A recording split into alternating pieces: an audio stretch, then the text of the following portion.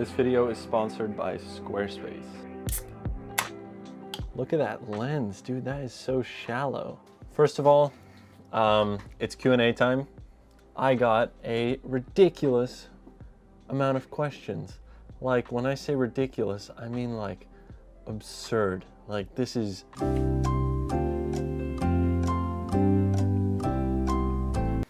Okay, start the video here. Grab a drink, it's Q&A time. Not because I'm out of video ideas, but because it's been a while since I've done a Q&A. I'd say it's been like a couple months, you know. Last one was at 100K, 150K now is pretty insane. So another good milestone to do a Q&A at. Thank you so much. So I went to Instagram stories as usual, and there's a ton of really great questions in here. A lot of the videos I've been making more recently are kind of like, not higher production quality, but they take a little bit longer to make. Things like the Young and May, you know, going to the shore with Joe, those are the last two. They take forever to edit, and they're not always easy to film, especially on a weekly basis. So a Q&A video is a fun way to switch things up and also have a little bit of honest conversation here, because I feel like a lot of the videos I put out are pretty fast paced and like a lot of photos or something like that, but it's never really just an honest conversation. So that's why I thought a Q&A would be fun. Thank you guys so much for all the questions. There is more than I can read in here. I guess this is a good one to start with. Favorite photo you've ever taken? There's a lot of different photos that I like for different reasons, but if I had to pick one, which is really tough to do, it would be this one right here. A photo made in Jersey during Blue Hour.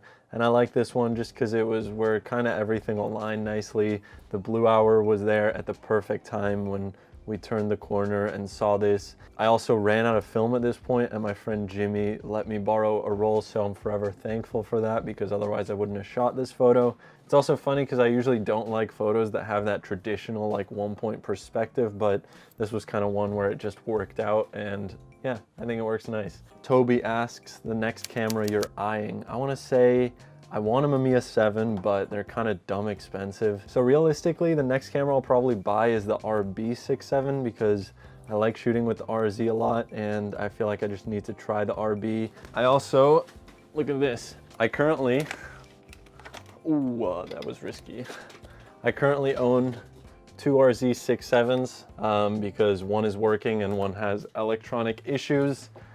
And you can't have electronic issues with an RB because it's a mechanical camera. So that's kind of the reason I want to try the RB over the RZ67, because I feel like that's the most common thing that goes wrong with these is electronics, because they do age and get old.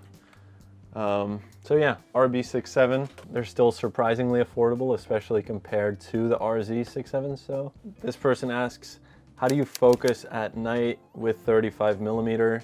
I guess this applies to anything, but if your scene is too dark to focus on, what I usually do is I'll go up with my cell phone and I'll just turn on the flashlight and put it on like a sharp edge or a corner in the frame so that it kind of illuminates it. Then I'll walk back to my camera, focus it, and then get rid of the flashlight, obviously, before I take the photo. And that works really nice. That's a little trick that I learned from a teacher in college, so definitely a good one. How old are you? I'm 20 years old. When are you going to be releasing a video about the photos you made in the Arctic? For those of you who don't know, I was in Svalbard recently, which is an island that's technically part of Norway, and it's home to the northernmost town in the world. So I was very fortunate enough to be able to visit and spend kind of an extended period of time there making photos while it was the dark season. So there was no light at all for the entire time that we were there, and I made a lot of photos, and now I'm kind of just trying to figure out what to do with it, because, you know, I spent a lot of time making those photos. I'm really happy with them, so to just release a YouTube video with them seems kind of like short-lived. I think I want to make a zine. I'm not sure yet. I'm still working on sequencing everything and seeing if that's something I want to do, but I do think it's time for me to put out another zine, so I might release the video when I actually release the zine as well, which is very exciting. Look out for that. I also think that zines as a photographer are just like a very healthy thing to do, whether you make 2 copies or 1,000 copies. Just like practicing, putting your images in a physical form and making something real out of them is so strong, I think. Even if you just make a single copy of a zine, you hand staple it, whatever it might be, it just makes those images live a little bit longer, and it gives them like a real physical presence, which I think is super cool. That kind of sounds corny, but what's your favorite photo book that you own? That's always changing. This right here, Morales, A Vision by William Eggleston, is, I mean, it's definitely one of the most unique books I've ever bought, because it's just 8 photos in this book and they are like kind of loosely glued in. I think this is a recreation of a handmade William Eggleston book. There's some of my favorite images by him. Just like, look at that light in that photo.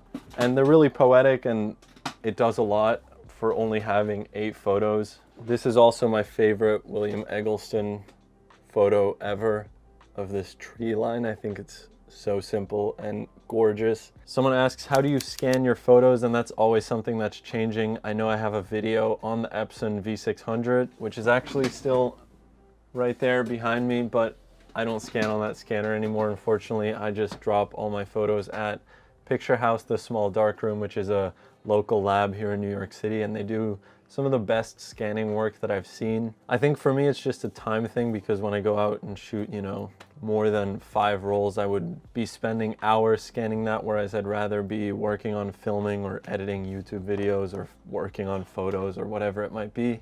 So yeah, that's kind of why I stopped scanning. Would you shoot digital if it looks identical to film? I actually do shoot a decent amount of digital. You know, I think it's healthy for any photographer to shoot both digital and film. Yeah, I think digital looks great too. I don't know.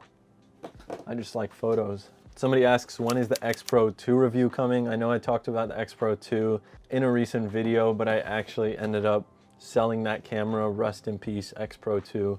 I enjoyed shooting with it, but it just wasn't getting as much use as I wanted, and I borrowed my friend's EOS R to shoot with for a bit, and I ended up just really liking that camera, so that's the digital camera that I own now and shoot with. It's also what this is being filmed on. Yeah, I'm not sure. I really like the X Pro 2. I got some images with it that I'm really happy with. I'll put those here for you.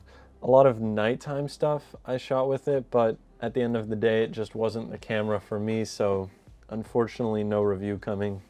Sorry. Favorite pasta? Do you have any other hobbies, passions, or interests? Yes, vaping. I'm just kidding. Do you think it's a good idea to develop your own film when you are a beginner?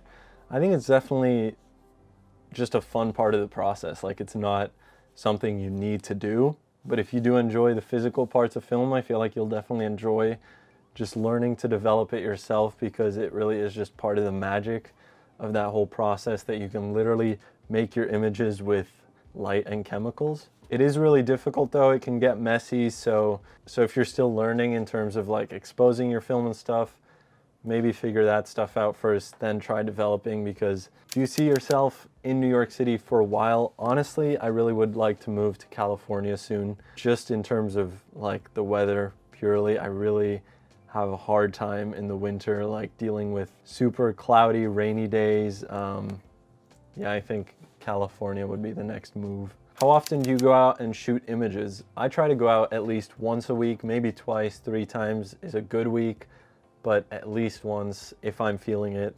There's weeks where I don't go out and shoot. But for me, even it's just about walking around sometimes with a camera can be really therapeutic. What film stock would you love to see make a comeback? I honestly always wanted to shoot Ektachrome. Not Ektachrome, freaking Kodachrome. That's what I meant. The slides just look unreal. I mean, from what I can tell, it seemed like the most beautifully saturated and colored slide film, but I never got a chance to try it, and I don't think it's ever coming back because it was its own whole chemical process. So what's the one characteristic of a film image that you can never get from a digital image? I think if you shoot a film image and, you know, take the time to properly hand print it, there's just textures and colors that you really can't replicate with digital. Do you plan on doing more videos about printing? Absolutely. Let me show you something else here. Ironically, this is an Ilford box with color prints, but I have just been absolutely loving the darkroom recently. I don't know what it is. I think darkroom printing is just really special. Like, those colors are just something that you can't get digitally. So yeah, darkroom printing is something I will be making more videos on. My favorite mid-edit snack has to be bubble tea. I make my own tapioca. You can do that. Just go to Chinatown, scoop up some tapioca.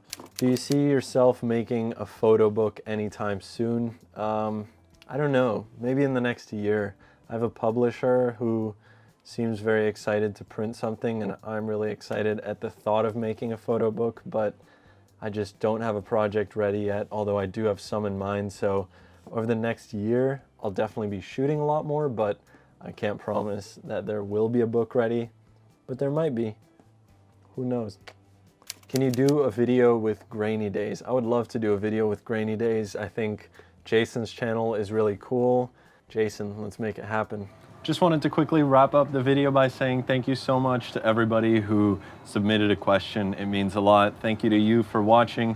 You can follow me on Instagram at willem.verbeeck. And finally, I want to thank Squarespace for sponsoring this video. Squarespace is an incredible all-in-one website building platform that you can use to build your photography portfolio online. I've been using Squarespace for over 3 years now, and I recently redesigned my website using their incredibly customizable templates. It makes it so easy to get a custom portfolio that fits your needs up and running. You can hit the link in my description for a 14-day free trial of Squarespace, and when you're ready to launch, go to squarespace.com/willem for 10% off your first purchase of a website or a domain. Guys, that's it for this week. I upload every Wednesday at 3 p.m. now, New York time, so if you're not subscribed already, make sure you do that down below. Peace.